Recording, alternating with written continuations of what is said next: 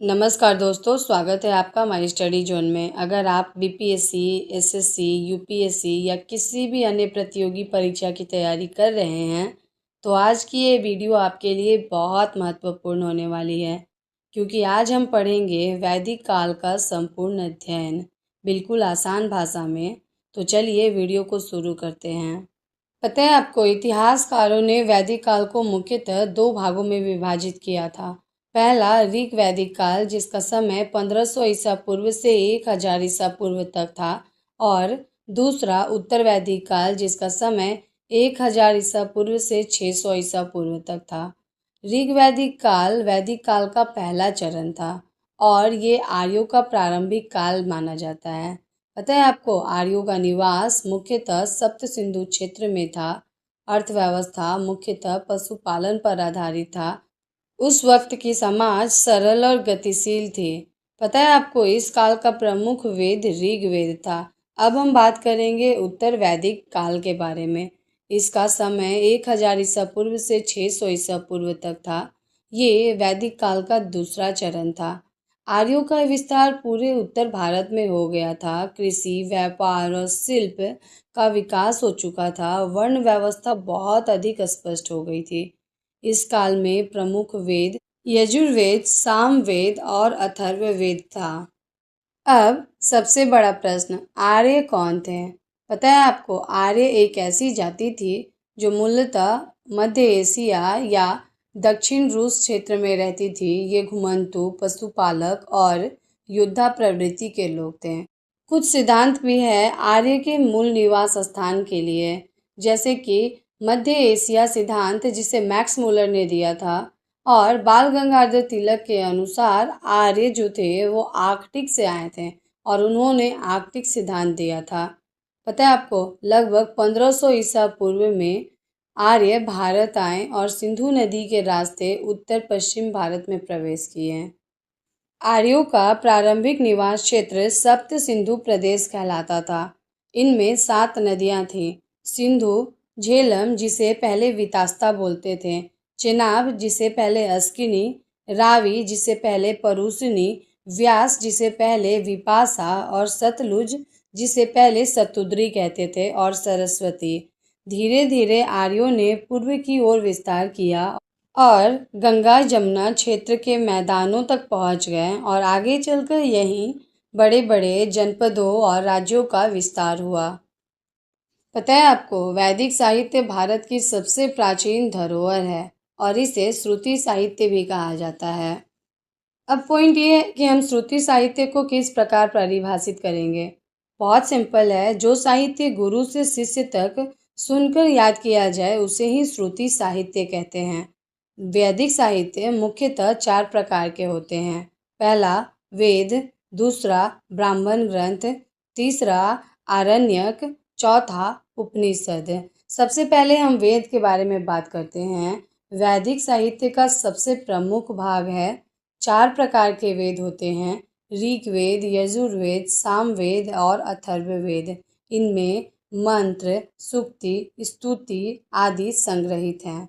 अब हम बात करेंगे ब्राह्मण ग्रंथ के बारे में। इनमें यज्ञों की विधि, विधान, महत्व और व्याख्या का वर्णन है। ये वेदों के मंत्रों को विस्तृत व्याख्या करते हैं। उदाहरण के लिए ऐत्रेय ब्राह्मण, शतपथ ब्राह्मण आदि। अब हम बात करेंगे आरण्यक के बारे में। इनका अध्ययन वन में किया जाता है। ये ब्राह्मण ग्रंथों और उपनिषदों के बीच की कड़ी है। इनमें ध्यान, उपासना और दर्शन संबंधी विचार मिलते हैं। लास्ट उपनिषद, वैदिक साहित्य का अंतिम और सबसे दार्शनिक भाग। आत्मा, ब्रह्मा, मोक्ष आदि गूढ़ विषयों का चर्चा। इसकी संख्या 108 होती है। इतना कुछ समझने के बाद निष्कर्ष बस ये है कि वैदिक साहित्य न केवल धार्मिक और आध्यात्मिक ज्ञान का स्रोत है, बल्कि इससे उस समय की समाज, संस्कृति, राजनीति, अर्थव्यवस्था और जीवन पद्धति की जानकारी मिलती है। चलिए अब हम थोड़ा डीपली समझते हैं कि आखिर ये 4 वेद कौन कौन से हैं। पता है आपको, वैदिक साहित्य का पहला और सबसे महत्वपूर्ण भाग वेद है।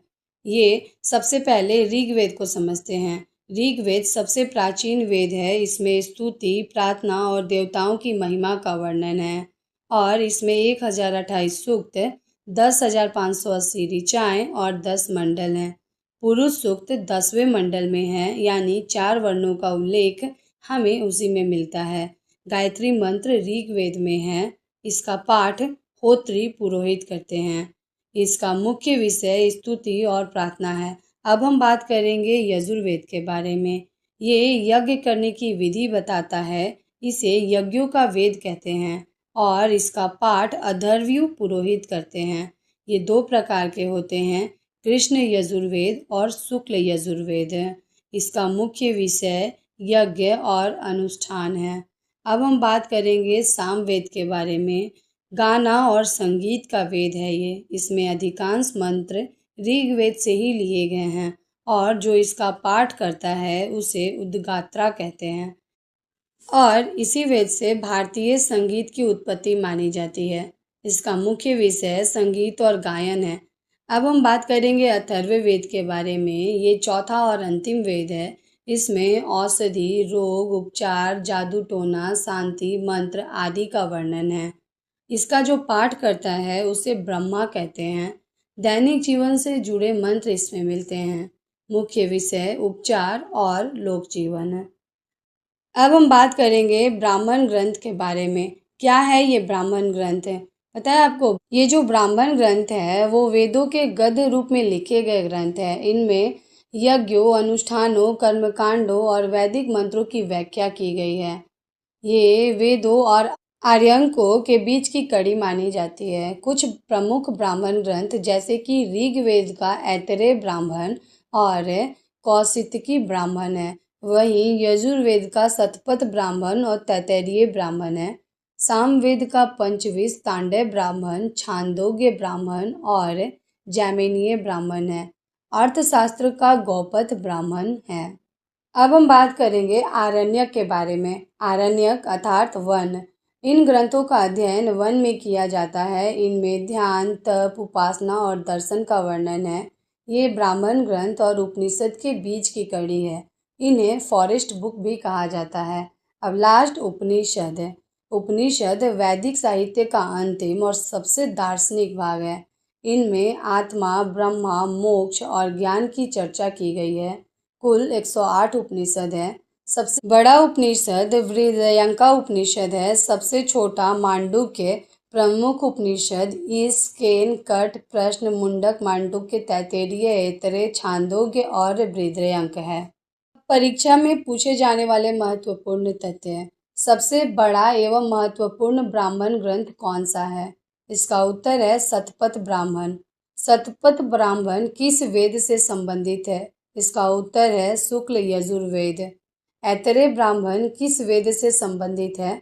इसका उत्तर है ऋग्वेद। गोपथ ब्राह्मण किस वेद से संबंधित है? इसका उत्तर है अथर्ववेद।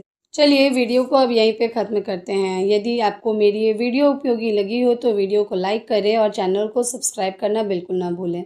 मिलते हैं आपसे एक नई वीडियो के साथ में। तब तक के लिए धन्यवाद। जय हिंद।